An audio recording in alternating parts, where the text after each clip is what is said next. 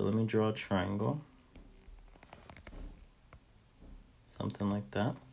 And let's call this A, B, C, just like the original triangle. That would mean this is little a, little b, little c, right? So let's look at the first scenario. So what sides did we use? We used little b and little c. So little b, little c. And which angle did we use? Big, oops, I didn't want it to be that dark. Big A, right? So I'm going to leave that triangle there. I'm going to draw another one. Trying to make it similar. So this would be capital A, capital B, capital C, little a, little b, little c. Okay, let's look at equation 2. Which sides did we use? Little a, little b. Little a, little b. Which angle did we use? Capital C. And let's draw the triangle one more time.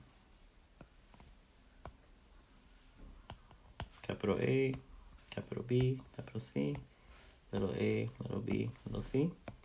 So again, which sides did we use in the third version? Little a, little c, little a, little c. Which angle did we use? Capital B. So what do you notice? What I'm noticing is, in each of these three cases, how do I know when I can apply this area formula? Notice that in all three cases, there is an angle.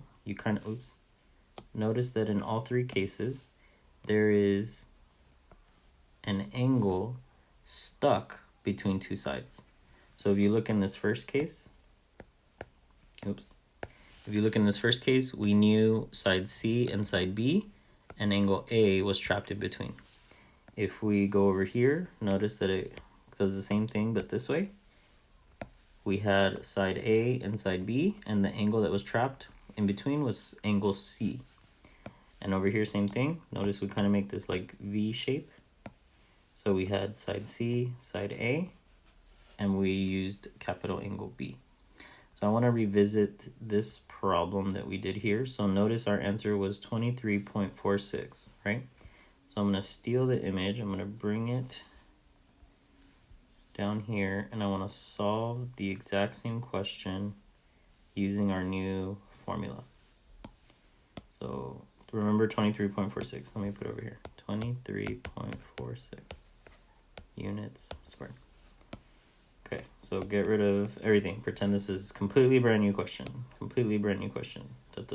Okay, so first, could I use this new formula? Answer, yes, because I see the exact same thing I just pointed out to you. I see two side lengths that I know and an angle trapped in between, or what we call SAS, side angle side. Okay, so this is a perfect scenario to use this new area formula. Okay, what version do we want? So I know that the version is 1/2. What little sides do I know? Well, this is big C, so this is little c. This is big A, so this is little a. So little a, little c, sine of the angle I know is big B. So let me plug it in, and I get 1/2. A is 12, C is 7, times sine of 34. Let me do a quick visit to desmos.com. I'm already there. And if I put 1/2, 12 times 7 times sine of 34, well, what do you know? I get 23.486, right? And notice that that is tremendously close, right? So why might they be different? Well, there's rounding error, right? If I put sine 34, maybe I rounded too early, or when I did the other one over here, maybe, right here, right? I may have rounded this answer right here. So it just means that they're really close, identically close, but depending on how I round it, I may get slightly different answers, right?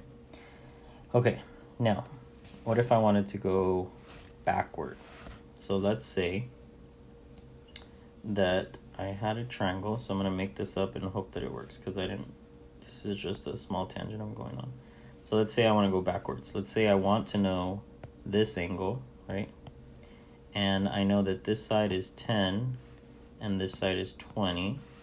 And let's say I know that the area is 80 units squared. Okay. All right. So how do I know that this is a scenario that I could use this formula in? Well, again, I have two side lengths and the angle stuck right in between. Okay. So which version would I use? Well, I know that its area is equal to 1/2.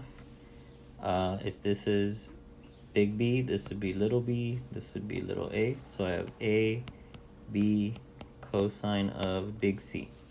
So let me plug in all the things that I know. So in this case, I know my area. So that's a little different than the previous problem. See how here you're given the area? So I'm given 80 is equal to 1/2 10 times 20 cosine C. No, cosine. Oops, sorry. My bad. This formula uses sine. I don't know why I put cosine. It's been a long day. Okay, so let me get rid of all this stuff. This is a really quick, I can throw that into Desmos real quick in seconds, and Desmos will tell me what that is. Or you can actually, I think this is pretty solvable in your head. So 1/2 of 10 is 5. 5 times 20 is 100. So here I get 80 is equal to 100 sine C. I know that my goal is to get C by itself. So I'm going to divide by this 100, divide by this 100. That'll give me 0.8 is sine C. And hopefully by now you've internalized how to get completely rid of that sign. You have two options. I'm going to practice the newer one. Arc sine. Or you could do our old friend sine inverse. Arc sine. And if I go to Desmos and I type arc sine of 0.8, I get an angle of 53.13 degrees. Okay, so if I wanted to know this angle right here, it is 53.13 degrees.